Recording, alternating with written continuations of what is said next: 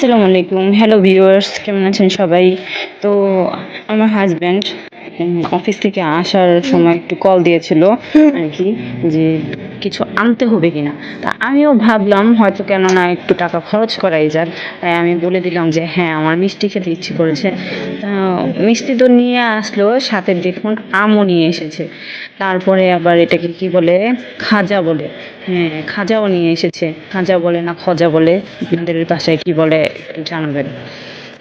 তো দেখুন, খাজাগুলো আসলে দেখতে খুব সুন্দর, খেতেও হয়তো বা খুব মুচমুচে হবে। তো এই যে দেখুন, এখন আমি মিষ্টিগুলো বের করছি।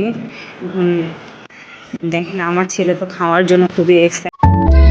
দেখেন গাইস, মিষ্টিগুলো দেখতে আসলে ইয়ামি ইয়ামি লাগছে ঠিকই, কিন্তু বিশ্বাস করেন সাদা মিষ্টিটা যাও একটু খেতে পারছি, লাল আর কালো মিষ্টিগুলো একটু খেতে পারি আমি। এই যে দেখেন, আমার হাজব্যান্ড আঙুর নিয়ে এসছে, তো একদম মনে হচ্ছে যে একদমই পচা, মানে একটুও দেখতে ভালো লাগছিল না। কিন্তু আমার হাজব্যান্ড সময় একটু কেটে ফেললো। এই যে দেখেন, কাটার পরে দেখছি মাশাআল্লাহ মাশাআল্লাহ এত সুন্দর, আর খেতেও এত মিষ্টি। ও, মানে অনেক মজা ছিল, আমার মুখে তো মানে এখনো লেগে আছে। আর এই আমগুলো পুরো কাটিও না, অনেক ভালো।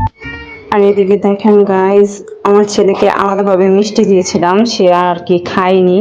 তো একা একা আর কি খেতে চায় না, তাই আমার মাকে যখন মিষ্টি দিয়েছি খেতে, তখন আমার ছেলে খাওয়া শুরু করছে।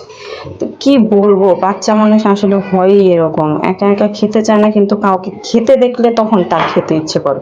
তো দেখেন আমার মাকে আমার ছেলে কিভাবে যা বিরক্ত করছিল। মানে ও সব সময় এটা করে, কেউ যদি খেতে বসে তাহলে ওর আর কি খেতে ইচ্ছে করে। তো গাইস, আজকের মতো ভিডিওটি এই পর্যন্তই। সবাই ভালো থাকবেন, সুস্থ থাকবেন। আল্লাহ হাফেজ।